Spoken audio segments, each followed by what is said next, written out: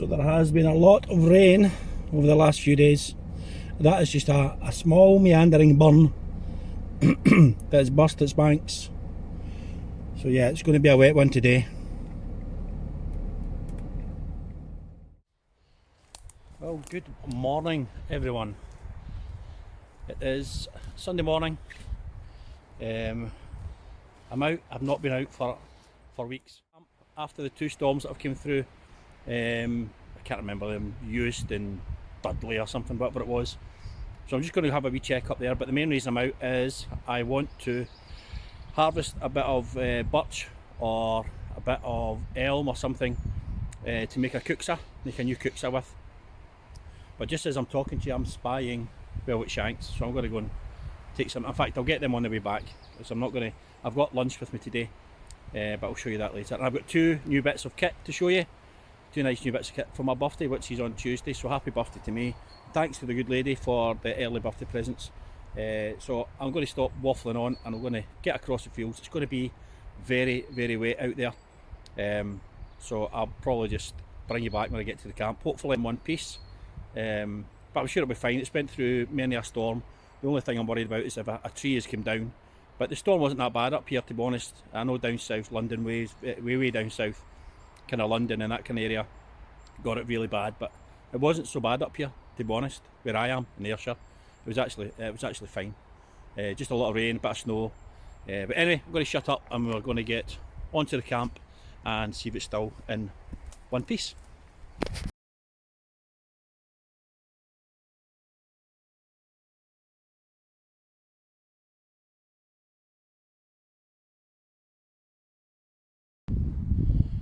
So I've just come through the first forest, and the next forest we're going to is that one up there. And walk through that and then we get to the camp, and there's the other forest again. But there they are, the killer sheep.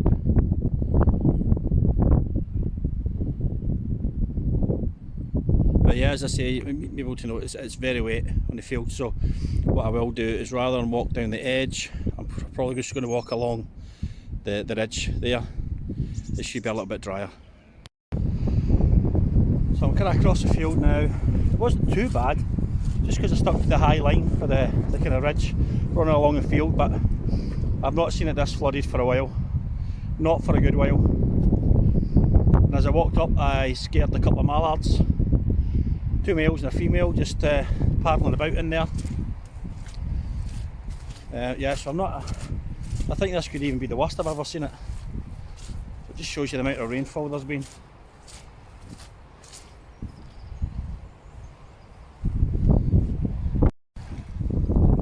Like a little stream running off, and there's never any water there normally.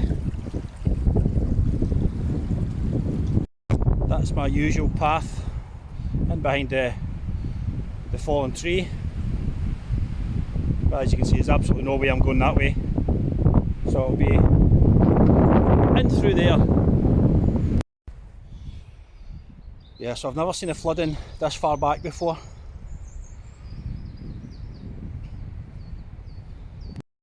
It'll be interesting to see how wet the camp is. I'm pretty sure this is the most rain I've ever seen while I've been out this way. I mean, look at that. That's where I always walk in. I've never had to walk in any other way.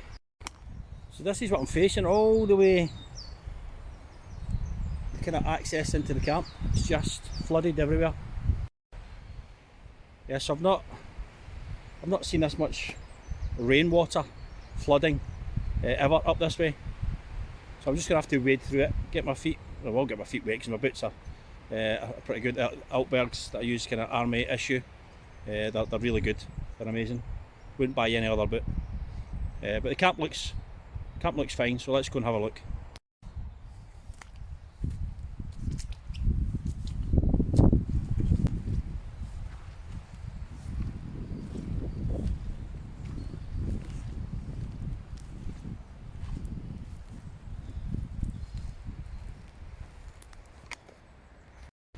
So there we go, there's a log store, a teepee, fire pit, the A-frame shelter, and that's the only damage, is the tarp has come away from the ridge line. easy fix. So pretty happy with that. But there's no sign of any trees having come down, which is good. Fills you with a little bit of confidence. But just because there are no trees down now in the storm, it's still a wee bit breezy today and the storms came through. It is still a bit breezy and I've still got to have my wits about me, because it can be now that the trees will come down. They don't always come down just in the storm. They can come down. It's getting a wee bit dark there. They can come down a day or two after, just with the root system maybe being dishevelled or loosened. And all it takes is not a lot of wind to then to bring it down.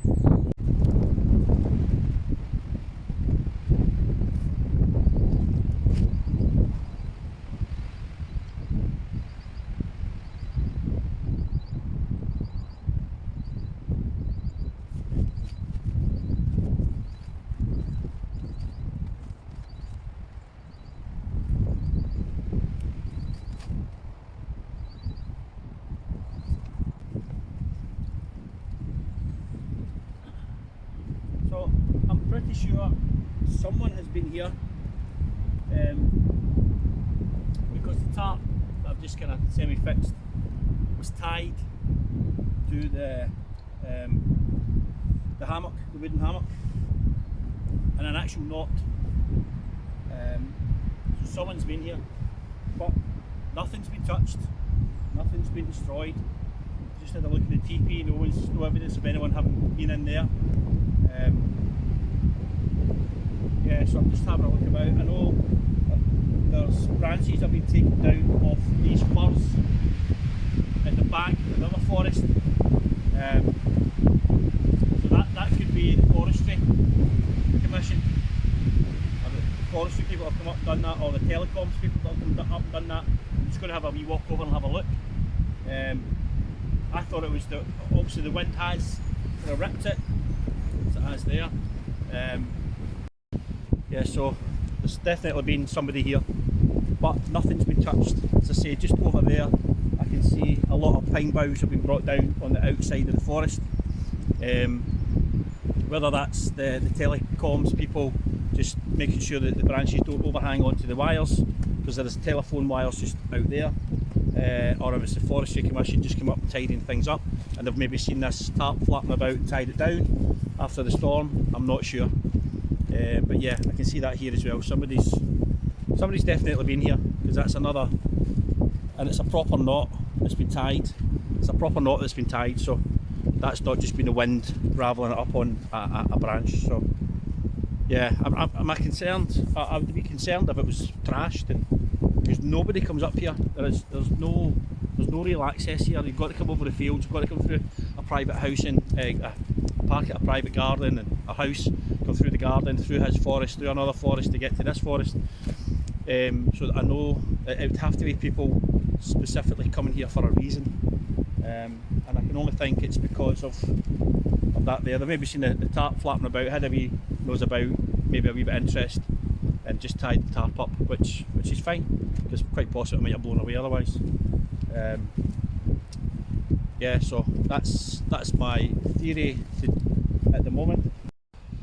So there you can see there all the pine boughs that have been brought down off the tree. You can see where it's been cut quite high up, and over there, and then right down the bottom, and there. So it's definitely professional people that have been here, not just anyone willy-nilly. But I'm going to use the boughs, because I can use them to make a natural shelter. I could even use it for the teepee if there's enough. I reckon there's more than enough, but I think probably what I'll do is build a new shelter, 100% natural shelter, possibly where the hammock is, and have it in like a little village. Start to create a little village. That would be pretty cool. But anyway, I'm going to go and find a bit of birch, because there's more birch here than elm or anything like that. So I'm going to find a piece that I can use for carving a cooksa. But first of all, I'm going to show you my new kit. I'm going to show you my new toys that the good lady bought me. Wait till you see these, they're belters. So the first new bit of kit I got was this. It's a nice carving tool. this is what I'm going to use to carve my cooksa.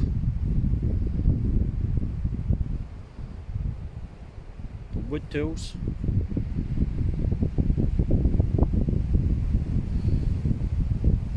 Yeah, so really excited to get using that. So I'll get a bit of birch today.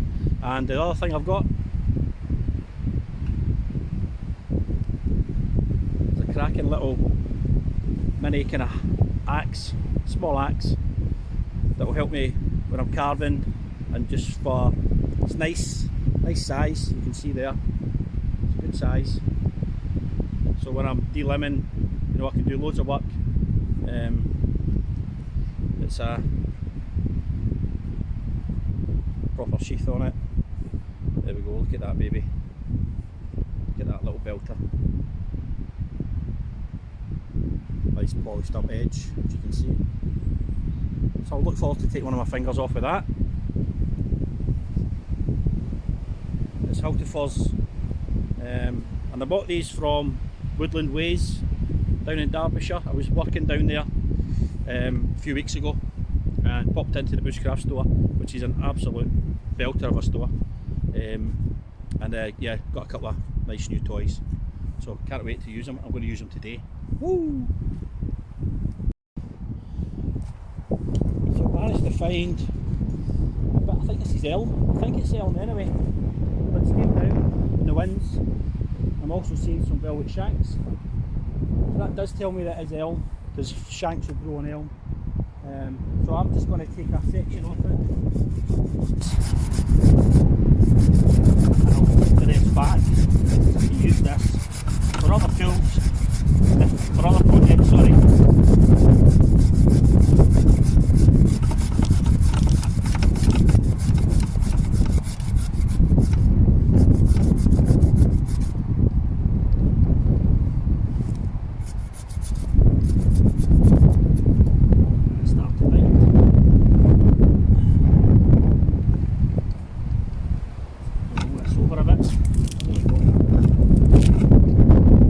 Still alive, but it's came down.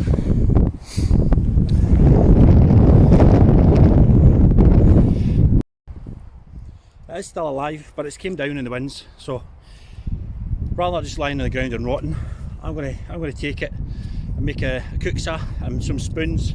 I'll get a few spoons and a cooksa out of this, or a cup. I'm not gonna make a handle. I'm just gonna make a drinking cup with it.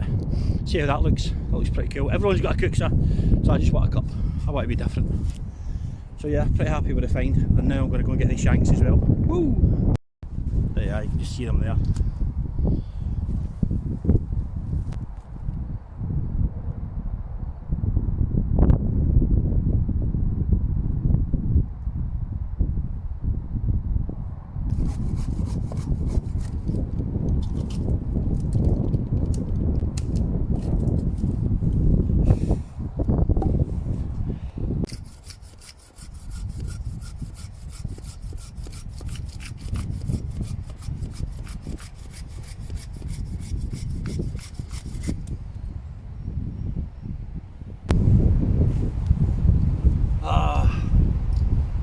So I've just had a phone call from the old guy that owns this forest, and unfortunately I have to leave the forest. Not because I've done anything wrong, but these larch trees are apparently diseased, and yeah, apparently they all have to come down, which is devastating, because I put so much work into the camp, as you've probably seen through the videos. So yeah, I'm gutted, absolutely gutted, but apparently it's very serious, so I need to dismantle everything, take my kit and basically and leave as quickly as possible. So yeah, gutted, absolutely gutted. Oh well, what can you do?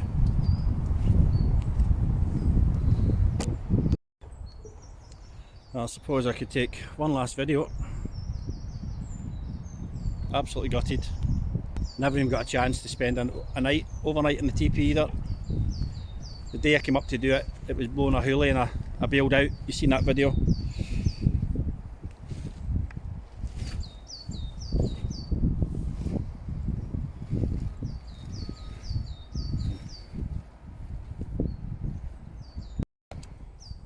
I'm absolutely, I don't know if devastated is the word. I'm not going to cry over it or anything like that, but yeah, it was a great bit of woodland just because nobody came here. I don't even have time to have my last supper. I've got my curry with me today to make a curry. I'm not even going to be able to do that, so I'm not even going to have a last supper.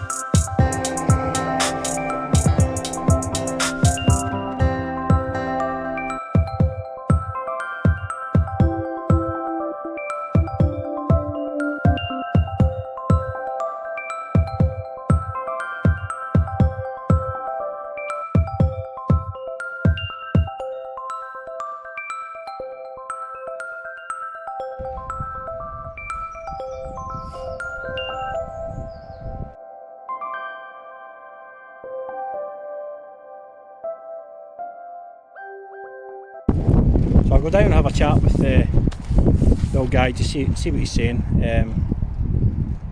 but I don't see what else he want me to do with it. It's going to get taken away and burned anyway apparently, so if I just pile it, it's piled up, it's shelters have been taken down, so I need to come back up and remove the tarps, and I just want to have one last scout about for any maybe stray bits of paracord or anything. I know it sounds like it's pointless because it's all going to come down and be trampled down on, but it's that whole leave no trace, or as best you can anyway. It's a wee bit different when you have a camp like this.